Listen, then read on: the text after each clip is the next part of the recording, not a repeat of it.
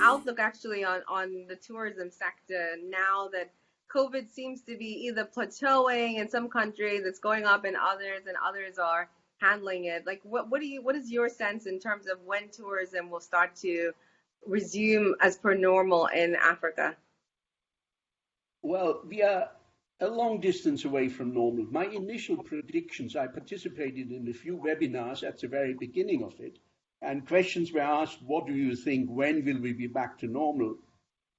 My prediction at that time was second half of next year. 2021. I'm sad to say that I was right.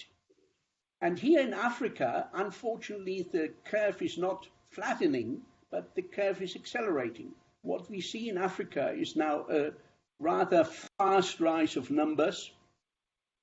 And as a result of that, many countries have taken a very careful approach to opening their airports, opening their borders for international travelers.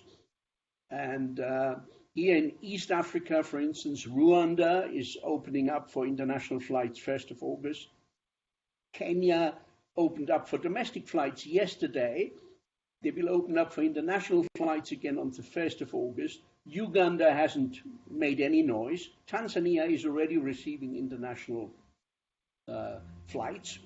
So it's a very mixed picture here in East Africa. And I'm sure you know, Zambia, your home country, has opened up the international airports again. While in South Africa, the biggest tourism economy in sub-Saharan Africa, they are in phase 3 out of phases 5. They have fast rising numbers, so we are not sure when they will lift the restrictions for international travel and domestic travel, for instance. You must be traveling on business. You must be having a good reason why you want to travel. Otherwise, they won't allow you to fly from Johannesburg to Cape Town, for instance, and the other airports which are now open, like Durban and a few others. So in Africa, you have a very mixed picture when it comes to kickstarting the industry. Here in Uganda, the hotels have started to open up again. The lodges are open again. In Kenya, the same thing is happening. Especially the beach hotels, the beach resorts are progressively opening up again. In Tanzania, Zanzibar in particular, the beach resorts are open. The safari lodges are open. In Kenya, safari lodges are reopening as we speak. They will initially, of course, only rely on domestic tourists, while international tourists should start coming back on the 1st of August. But the big question really is, what expects these international travelers? Will they be required to go through a quarantine, which is a killer when it comes to leisure travel? Will they be allowed to come in with a certificate and not older than 48 or 72 hours? And that particular way of handling things has gone terribly wrong in the Seychelles recently, when a fishing fleet crew exchange brought in some 209 sailors, and they all had their certificates, and a few days later, the tests carried out on arrival on them showed that more than 80 were positive. So there are risk factors involved, and I think everyone is going to be very careful in assessing the risks and trying to find out how best can they keep COVID-19 out of their country while letting tourists come in and having them spend their dollars again. Because tourism is the biggest industry in many countries in East Africa, and certainly in sub-Saharan Africa, many economies depend dearly on it. Okay, that's really interesting. So for international travel, we're saying might be a while. For full normality, you're saying second half of 2021. But you mentioned a good point about domestic tourism, because in Zambia, I understand now that a lot of the lodges that were previously unaffordable for locals are now making it affordable for domestic tourists to travel. What patterns are you seeing on your blog in terms of domestic tourism, opportunities that the operators are creating, and the feedback from travelers? Well, some countries, Mulombo, actually thrive on domestic tourism. In Kenya, For instance, some 55% of bed nights are generated by Kenyans or expatriates living in Kenya or expatriates coming in from the region qualifying for the reduced rates. In Kenya, rebating factors regularly go to about 67%, like 2/3 off the rack rates, while other countries are not doing very well in domestic tourism because they haven't understood what it takes to attract domestic travelers. Here in Uganda, when someone tells me you get a full board rate of $140 a night per person in a twin room, I must ask how many Ugandans can afford that, even middle income Ugandans. So the challenge is to actually create grade levels which can be afforded by the population so they can be enticed to travel. And when you talk of rates of $60 or $70 a night, this is still money here in Africa, but it is more affordable. So it's a very mixed picture when it comes to domestic travel. Some countries are doing very well, and because they have understood how to market their services amongst the population, especially those with beach locations, like in Kenya, like in Tanzania, where you have the coast and you have all of Zanzibar, but others haven't understood what makes a success story out of that. So there is a lot of learning necessary amongst the tourism fraternity and the hospitality fraternity in particular here in Africa when it comes to offering affordable rates. Well, that's a really good summary. But actually, can I just talk to you about pre-COVID? What was tourism, international and domestic, like across all of Africa? And it would be really interesting to contrast North Africa, West Africa, East Africa, and Southern Africa, just so viewers can get a sense of how well is Africa doing in this space, especially when you compare it to, say, Asia, Europe. I think France is still the #1 recipient of the highest number of tourists in the world. But it'd be good to just get a sense pre-COVID, how were we doing? Which countries excited you? And we'll get into your favorite things later, but I just want to get like an idea of what the landscape looked like. Well, actually, in preparation of our discussions this morning, I prepared a few data. In 2018, unfortunately, 2019 figures are not easily available because the time these statistics are normally released was right in the middle of the COVID-19 pandemic raging through the world. So I think a lot of the bodies doing the statistics have not kept up to date. They saw other problems they needed to deal with first. So I'm giving you 2018 figures.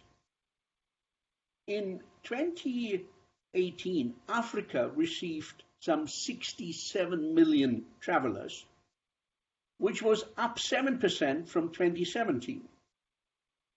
The top countries, and that's interesting now for you, Morocco, 12.3 million, Egypt, 11.3 million. They were on the road to recovery after a couple of bad years. South Africa, 10.5 million. Tunisia, 8.3. Zimbabwe, 2.6. Ivory Coast, 2 million. Uganda, 1.9. Kenya, 1.5. Mauritius, 1.4. And Eswatini, formerly Swaziland, 800,000. These are the top dogs as far as visitors are concerned, but let's understand, visitors does not necessarily mean tourists in the sense of the word. UNWTO says everyone out of their regular abode for more than 24 hours is a tourist. Now you can argue over that. My understanding of tourists, and probably your understanding and that of many other people, is leisure tourists. And when you see numbers in Uganda like 1.9 million, Kenya 1.5, Zimbabwe 2.6, these are not tourists per se. These are visitors who come across the borders, traders, visiting friends and relatives, and that kind of traveler. Whereas when you look at Morocco and Egypt and South Africa, the majority of the figures given there are actually leisure tourists going there to vacation. Same for Mauritius with 1.4 million. Now, for 2019, the overall number of travelers was in excess or about 1.5 billion travelers, and that goes by the UNWTO definition. That is about 4% up compared to 2018. And this has generated nearly 195 billion US dollars for Africa's economies and accounts for about 8.5% of Africa's GDP. Now, when you look at this 1.5 billion travelers and journeys, and 67 million only come to Africa, it shows you how much we have to catch up with. Africa gets less than 5% of global travel, and as a result, we have really opportunities to market the African continent and Africa's tourism destinations as desirable destinations, with more people coming our way, North Africa, West Africa, East Africa, and Southern Africa. And what we are hoping for, that in about 5 years' time, that was before the pandemic, Africa was hoping to reach about 120 million inbound travelers, and of course, subsequently, vastly increasing revenues and percentage element in GDP. So I hope these few figures give you an idea what tourism means for the African continent and how much more we can tap into if only we do the right marketing and if only we change the narrative about Africa. This is a key challenge we all have. I have, and I've taken that to heart through ATC News, to bring a new narrative to the rest of the globe, what Africa is all about. Which is exactly what Ongolo is also trying to do, which is exciting that we can have this conversation. But do you know exactly what is it that keeps tourists away? So you said marketing, so we're not marketing effectively, but what is the perception and the barriers, whether visible, invisible, that are keeping tourists from putting Africa as one of the key or main places they want to visit? Well, popular destinations in North Africa, like Morocco, for instance, like Egypt, undergoing a major recovery, or did undergo major recovery from the upheavals caused by the politics at the time. These are destinations which have a magnetic pull for travelers from around the world, especially from Europe, because it's just a couple of flying hours from mainland Europe into Cairo or into Luxor. There you find a combination of culture and history, as well as the beaches. Sharm el-Sheikh, they're a wonderful resort there. Morocco is the same thing. You can do historical tours, you can do just beach vacations. Tunisia, same thing. Whereas in Eastern Africa and in Southern Africa, it's mostly a combination of safari holidays, going to see the big game, going to see the primates in the Virunga area of East Africa, that's Rwanda, Uganda, and Eastern Congo. And of course, doing the beach vacations. And there we talk of the Indian Ocean Islands, Seychelles, Mauritius, Reunion, and of course, the beaches and islands off the East African coast, Kenya, Tanzania, Zanzibar, coming up relatively fast with very good products is Mozambique. They're wonderful beach resorts, small ones, very individual. And of course, South Africa. So, it's a different kind of expectation travelers have when they come to Eastern or Southern Africa, as opposed to going to North Africa, which is almost a short-haul trip. And very similar to going to the Balearic Islands or going to Turkey or going to mainland Spain for their beach vacations. And do you think that we should Africa should scrap tourist visas as a way to just incentivize people to come? Because that's something I've always argued with my friends about. So I also have a Zambian and British passport, and for most countries, I don't need a visa. But in Africa, we charge tourists $50 to come, and sometimes we ask them to get a visa way before. There's no visa on arrival, so people have to go to embassies. Embassies sometimes are far and few in between, and sometimes they're really inefficient. And I don't know, in your view, whether that's really a barrier. Well, it is a barrier. And let me tell you, myself and a few of my colleagues from West Africa, but also from Southern Africa, we have made it our mission to speak to politicians within our own countries, to engage with the African Union, for instance, because what we want to accomplish is not just looking for international tourists. What we want to accomplish is to really open up intra-African tourism. This is something which for a very long time has been overlooked. We want people from West Africa to come to East Africa, to South Africa, and vice versa. And the visa regimes have been mind-boggling.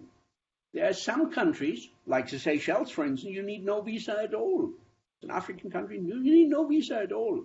Rwanda has implemented 2 years ago a policy to say all African Union member state citizens will be granted visa on arrival. A number of countries have introduced e-visa, again giving better preference now to African travelers. But by and large, Africa places more obstacles in regard of visa and other issues in the way of African travelers as compared to travelers from Europe and North America. And between you and I, that makes no sense. First and foremost, Africa should facilitate and accommodate African travelers, while not losing out on the international travel flows. They bring in the big money, but mind you, I've seen people from Nigeria come to Kenya on safaris, and they come in with a private jet, they book suites wherever they go, they have private charters within the national parks, so we must not rule that out. But intra-African travel is, besides domestic travel, another area where Africa has a deficit and where we need to persuade our politicians and decision makers at the African Union level to say, hey, within Africa, especially after the pandemic, this may be a perfect opportunity to say, as a result of the pandemic, African countries have agreed to scrap visa for their citizens. Now, for tourists from North America or from Europe, most of them are allowed to pay their $50 on arrival. I call it an entrance fee, and that is perfectly good as well, because these countries must make some money somewhere. And what's your view on the perception that traveling in Africa is really expensive? So from the flights to the hotels, people complain that it costs too much. And then when you speak to the providers, the operators, they say that the costs of doing business are really high. So how do we balance that? Well, that's a very big challenge. When you talk of airlines and you look across the board, there is really one in Africa which excels, which is of global standard. That's Ethiopian Airlines. Pre-pandemic, they were flying to, I think, 127 different destinations around the world. That made them the 5th largest world airline in terms of destinations served out of Addis Ababa. And this is an African airline, mind you. This year, they just ended their financial year, 2019-2020, on the 7th of July. And while they've, reduced revenues by over $1 billion, they still made a small profit. Other airlines, South African is struggling, Kenya Airways is struggling, Egypt Air has been struggling. So you can see the challenges for some of these airlines are to be able to offer affordable rates. Ethiopian does that. A lot of other airlines don't. They are trying to take from the living because, once you no longer live, they can make no more money on you. Aside, Some of the flights in East Africa, like for instance between Nairobi and Entebbe, used to be, before other airlines came on board, breaking the monopoly, the flights were pegged at a price level of about 3/4 of what you would pay to fly from Entebbe to Dubai, or even on special offers fly from Entebbe to Europe. And that made some of these routes the most expensive one in terms of kilometers flown in the world. So there is a challenge for airlines in Africa to be more affordable, just like we talked about domestic travel, when local resorts and hotels and safari lodges need to peg their pricing to what people can afford. But if you are ready to travel through Addis Ababa, which got a new airport, very large, very well developed, and still growing, by the way, you can fly from your home country across Africa via Addis Ababa, and the fares are very, very affordable. And I think they have been pursuing a policy to say, we want to fill our planes. We market specific segments, and we peg some low fares together with seats, a certain number of seats on each flight. When that segment is sold out, you go to the next higher one. So booking early will also help. But the good thing is, there were times you had to fly to Europe in order to get to West Africa. I'm sure you remember that. Today you can fly, be it with Rwanda, be it with South African, be it with Kenya Airways, be it with Uganda Airlines, and of course with Ethiopian. You can fly literally across a continent. I think Ethiopians served something pre-pandemic. They served something like 54 cities in Africa, and that's unprecedented. And you can get from Addis Ababa to Victoria Falls, you can get to Livingston, you can get to Cape Town. So all the key cities, all the iconic destinations in Africa can be connected. And I think this took a long time coming, and I'm glad we are there, but we still have a lot more to do. And there are aviation conferences like Aviadev Africa, which are dedicated to expanding connectivity in Africa and actually bring African airlines and airports and service providers together to open up new routes.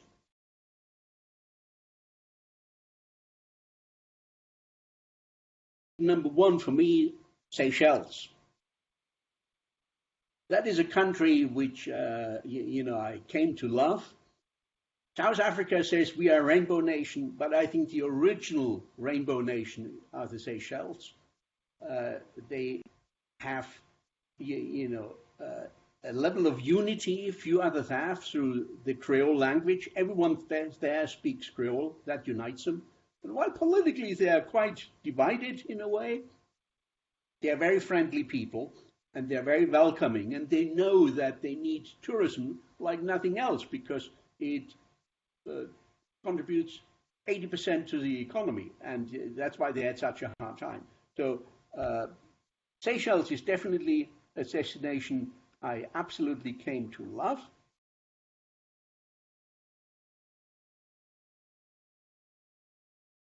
In Kenya, you have some absolutely stunning beaches. And I'm talking of Malindi, and I'm talking of Diani, the south coast of Mombasa, where the beaches are really second to none. And there are resorts which hold their own and outdo international competition. They are that good. So, I have one in particular just reopening tomorrow in Malindi, which I call Kenya's my favorite bare feet resort in Kenya, called Driftwood Club. At the south coast, it's a baobab complex, which I must say offers everything the heart desires for families, for individual travelers, for couples. They have 3 different resorts on a huge, piece of land. Dedicated one for couples, that's called Maridadi, Baobab itself, and then Kole Kole, superb cuisine, and all-inclusive. So, they are relaunching, by the way, this is an interesting point I made earlier. They are relaunching domestic tourism with an offer all-inclusive of 6,900 Kenya shillings per person in the twin. And that translates to about $65 all-inclusive.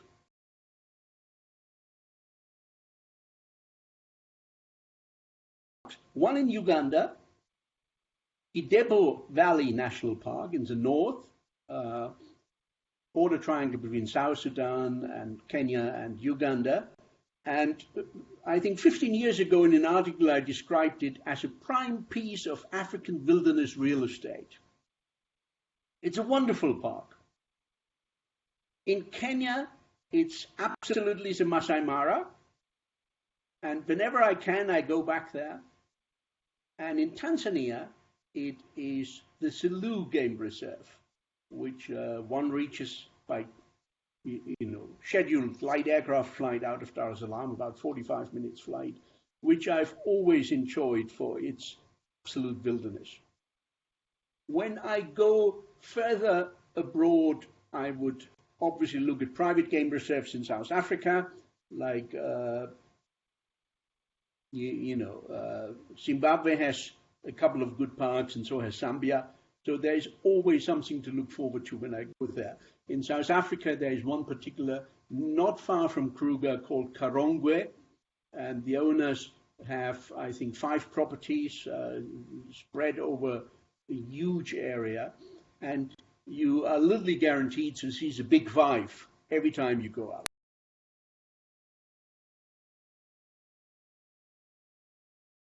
Well, I would say my most favorite hotel in Africa, and I've traveled through many countries and have stayed at many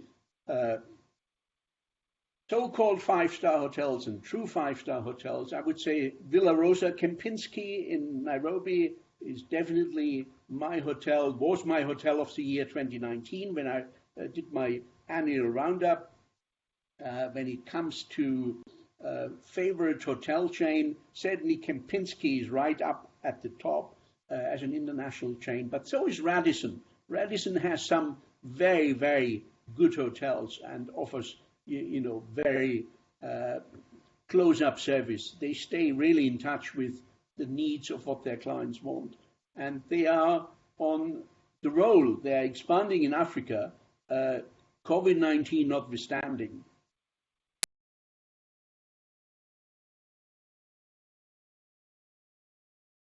I think you've heard before when I spoke about Ethiopian quite enthusiastically.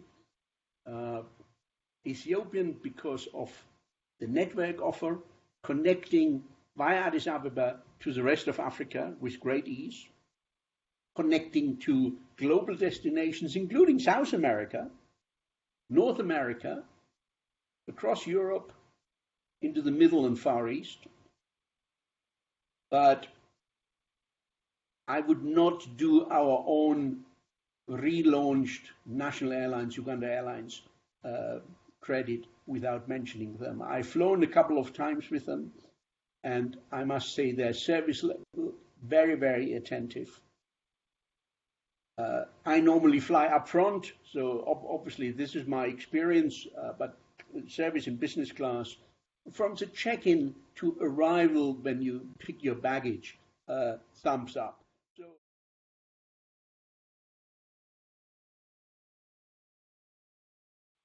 Well, one comes to mind, that's Qatar Airways. Pre-pandemic, they were coming daily to Entebbe with a Boeing 787 and flying back to Doha via Kigali. Excellent, excellent service levels and a great airport to connect through in Doha, Hamad International. I mean, it doesn't come much better than that. When I have to fly to Europe directly, it's Brussels Airlines. And again, their business class I consider superb, especially their so-called king seats. They do have these single seats, which are like a cocoon, in business class. They also have the two configuration, and you travel as a couple or with a business partner. But I always try to get a king seat, and their food. They're using 5-star chefs from Belgium. Of course, Michelin doesn't give 5 stars, but they do have Michelin 2 and 3-star ranked chefs doing their menus, and that is always something I look forward to. So to Europe from Uganda, Brussels Airlines. When I have to go international, Qatar Airways.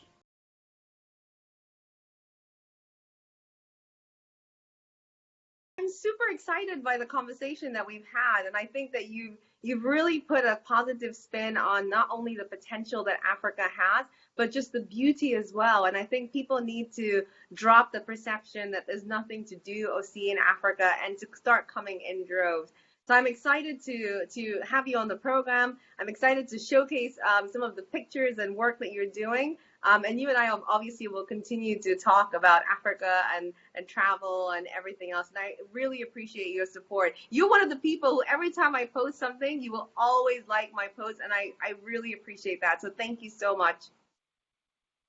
Well, I know smartness when I see it. And, forgive me to put it so bluntly, you are a very smart cookie. Thank you. For me, it was a pleasure to be on the program at one of your very early shows. And I look forward to coming back and talking aviation, travel, tourism, and conservation with you anytime in the future. Perfect. And I'll take you up on that offer. Thank you so much, Wolfgang. You're most welcome. Have a good day and be safe.